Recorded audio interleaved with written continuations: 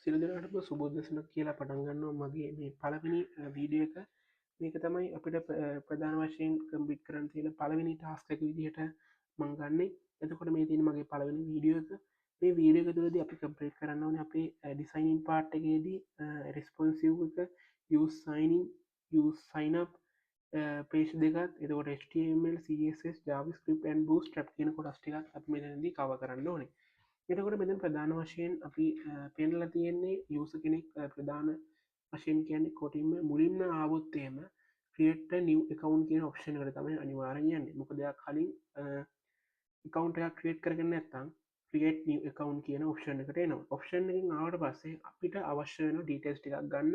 ඒ details ටික මොනවද කියලා බලමු. ඒ ඩීටේල්ස් ටික තමයි first name, last name, email, password, mobile සහ gender කියන ටික. ඊට පස් වෙල්ලා මෙන්න මේ කොඩස්ටි කරගත්තට පස්සේ ඒක අපි පාස් කරනෝ ඩේට බේස් එකට. ඩේට බේස් එකෙන් පස්සේ ඩේට බේස් එක මෙයා යවපු සියලුම ඩේටස් තියෙනවා. එතකොට නැවත ක්‍රියට් එකක් එකකවුන්් එකක් ඒකෙන් ඒ විදිහම දීලා හැදුවොත්තේම මෙයා මෙතන දීක ක්‍රියට් කරන්න දෙන්න. ඊට පස්සෙල්ල අපන යන්න පුළුවන් සයිනින් කියන එකට සයින්ඉන්න එකෙදී සයිනින් වුණට පස්සේ අපිට අපේ හෝම් පේජ්ක විව්වෙනවා. එතකොට මේ සයිනින් පේජ්ගේදී ඊමේල් සහ පාස්වඩ් විතරයි ගන්න. මොකද මෙතන සයිනින් පේජ් එකට යන්නේ සාමාන්‍ය යූස කෙනෙක් ලොගින් වෙලා ඉන්න යූස කෙනෙක් තමයි මේ සයිනින් පේජ් එකෙන් යන්නේ. මොකද එයාගේ ඩේටාස් ටික ඩේටාබේස් එක තුල තැන්පත් වෙලා තියෙන හින්දා. එතකොට අපි බලමු කොහොමද මේ හෝම් පේජ් එකේදී අපි ලොගින් පේජ් එක සහ සයින්සා සයිනප් කියන පේජ් දෙක ලොගින් පේජ් එකේදී ඩිසයින් කරේ කියලා. මේ තියෙන්නේ අපේ ඩිසයිනින් පේජ් එක. එතකොට මේ තමයි index.php කියන ෆයිල් එක. එතකොට මෙතන ප්‍රධාන වශයෙන් අපිට අවශ්‍ය වෙනවා version tag එකක් විදිහට doctype html කියන පේජ් එක. ඊට පස්සේ වෙලා අපි මෙතන ප්‍රධාන වශයෙන් normally අපි කෝඩ් එක ඇතුළත් කරන details ටික ඇඩ් කරලා අපේ shop එකේ නම ඇතුළත් කරන මෙතන e-shop කියලා. ඊට පස්සේ දාන්න normally විදිහට cookies set කරලා password email ඒ ටික දාලා ඒ cookies set කරගන්නවා. ඊට පස්සේ වෙලා අපි ගත්තොත් එහෙම අපි header එකේදී hi welcome to e-shop කියන එක view කරන්න මෙන්න මේ code process එකෙන්. ඊට පස්සේ background එක block කරලා තියෙනවා scroll වෙන්න නැති විදිහට. ඊට පස්සේ වෙලා create a new account කියන එක view වෙන්න මෙන්න මේ code line එකෙන් සහ මෙන්න මේ කෝඩ් ලයින් එකෙන්.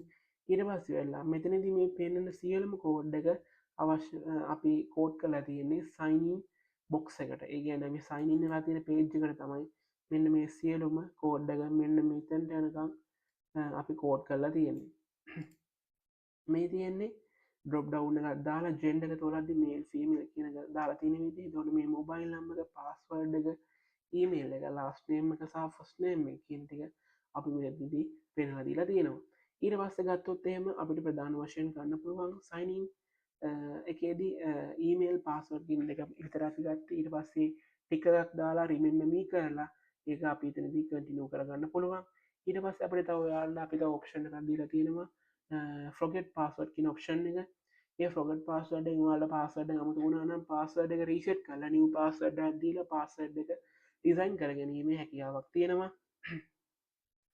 ඒ පාස්වර්ඩ් එක ඔයාලට ඊමේල් එකට ඇවිල්ලා වෙරිෆිකේෂන් කෝඩ් එකකින් ඔයාලගේ ඊමේල් එකෙන් ඒක චෙක් කරලා ඒ නිව් පාස්වර්ඩ් එක ලබා දීම සිදු කරනවා. ඊට පස්සේ වෙලා මේ තියෙන්නේ ඔයාලගේ යටින්ම දාලා තියෙන 2025 eshop.lk all register invite කියන ක්ලාස් එක ටෙක්ස්ට් සෙන්ට් එක තමයි මෙතනදී අපි සම්පූර්ණ දාලා තියෙන්නේ. එතකොට මේ තියෙන්නේ script.dss කියන එකයි bootstrap.dsk එකයි ලික් කරලා තියෙන විදිය. හරි අපි යමු පේජ් එකට. මේ තියෙන්නේ ඔයාලගේ මම ඔයාලට ඉස්සෙල්ලා පෙන්නපු පේජ් එක. අපි බලමු කොහොමද මේක දාන ඩේටාස් ටික ඩේටාබේස් එකට ඇඩ් වෙන්නේ කියලා. එතකොට ඔයාලට ප්‍රධාන වශයෙන් පෙන්වන්න මෙතනදී රෝමිත කියන එක මං ඇඩ් කරගන්නවා මගේ නම. එතකොට ඊමේල් එක දානවා රෝමිත sinuja21@gmail.com කියන එක. ඊට පස්සේ අපි sign up දුන්නා. මෙතනින් පෙන්නනවා enter your last name. අපි last name එක දානවා sinuja කියලා. ඊට පස්සේ වෙලා password එක විදිහට password එක දෙන්න තු මෙතනින් sign in කරත් එහෙම පෙන්නනවා enter your password කියලා. ඉතින් අපි පාස්වර්ඩ් එක ගහගමු 1 2 3 4 5 6 8 කියන පාස්වර්ඩ් එක ඊට පස්සේ sign up කරොත් enter your mobile number කියන එක පෙන්නනවා මොබයිල් නම්බර් විදියට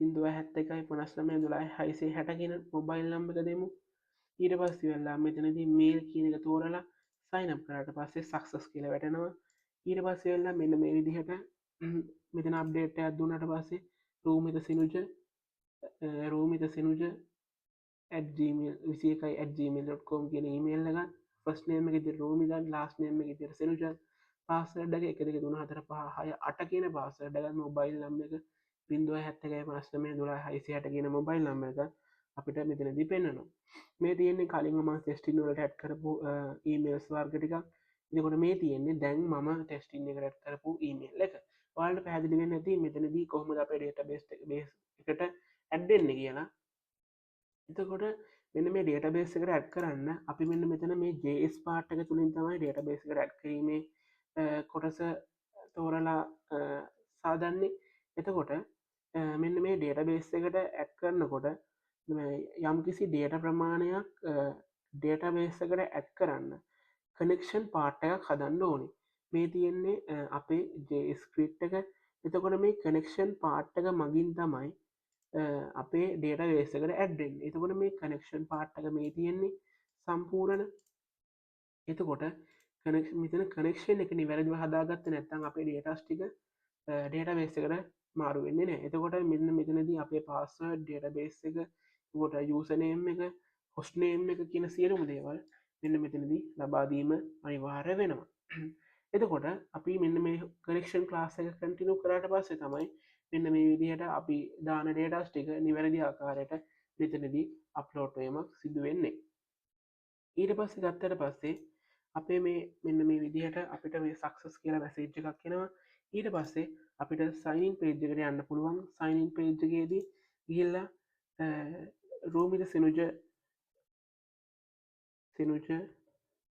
at